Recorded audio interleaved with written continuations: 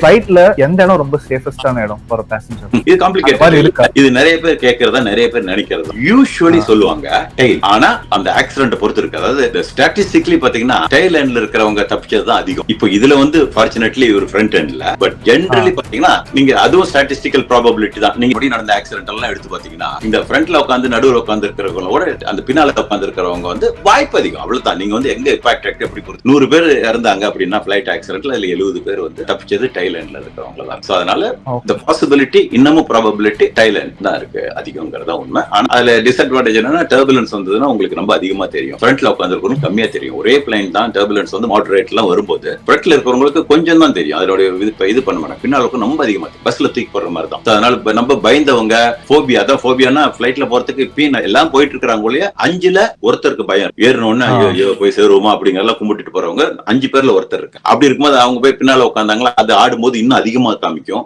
இன்னும் பயம் அதிகமாயிடும். சோ பயம் இருக்கிறவங்க ஃப்ரண்ட்ல உட்காரது தான் சேஃப். ஏன்னா நம்ம ஆக்சிடென்ட் ஒவ்வொரு நாளும் எதிர்பார்த்து போக முடியாது. அது பாட் லக்கு தான். இப்பயாவது நடக்கிறது தான், நடக்க முடியாது இல்லை. ஏன்னா இந்த நேபாள் இன்சிடென்ட்ஸ் வந்து நமக்கு கண்ணை திறந்து விடுது. இது மாதிரி பைலட் வந்து இன்னொன்னு சொல்ல வந்துட்டேன். இப்போ வந்து ஆக்சிடென்ட் வந்து 3 விதத்துல நடக்கும். 3 முக்கியமான மேஜர் காரணம். 4வது காரணம் வெரி மைனர். 3வது ஃபர்ஸ்ட் காரணம் பைலட் ஏரர்.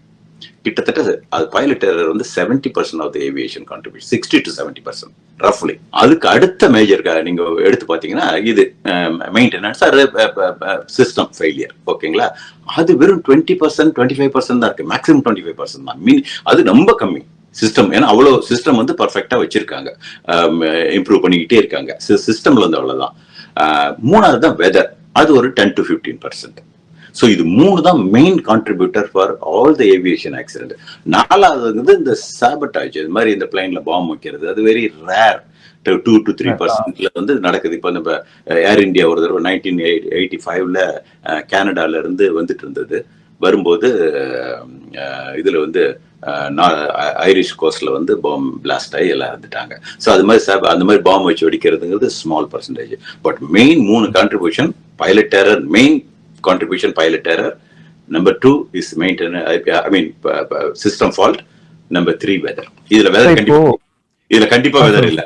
இது 2 தான். பட் இப்போ கொஞ்சம் எல்லாருமே பைலட் எரரா இருக்குமாங்கிறது சந்தேகம் அதிகம். நேத்து நான் நினைக்கல, இன்னைக்கு இந்த இத படிக்க பார்க்கும்போது மேபி இருக்கலாம். ஃபிளைட்ல எந்த இடம் ரொம்ப சேஃபஸ்டான இடம் ஃபார் பேசஞ்சர்? இது காம்ப்ளிகேட்டட். இது நிறைய பேர் கேட்கறதா, நிறைய பேர் நினைக்கிறது. யூசுவலி சொல்லுவாங்க டெயில். ஆனா அந்த ஆக்சிடென்ட் பொறுத்து இருக்கு. அதாவது ஸ்டாட்டிஸ்டிக்லி பாத்தீங்கன்னா டெயில் எண்ட்ல இருக்கிறவங்க தப்பிச்சது தான் அதிகம். இப்போ இதுல வந்து ஃபார்ச்சுனேட்லி ஒரு ஃப்ரண்ட் எண்ட்ல, பட் ஜெனரலி பாத்தீங்கன்னா நீங்க அதுவும் ஸ்டாட்டிஸ்டிக்கல் ப்ராபபிலிட்டி தான். நீங்க எப்படி நடந்த ஆக்சிடென்ட் எல்லாம் எடுத்து பாத்தீங்கன்னா இந்த ஃப்ரண்ட்ல உட்காந்து நடுவில் உட்காந்து இருக்கிறவங்களோட அந்த பின்னால உட்காந்து இருக்கிறவங்க வந்து வாய்ப்பு அதிகம். அவ்வளவுதான்.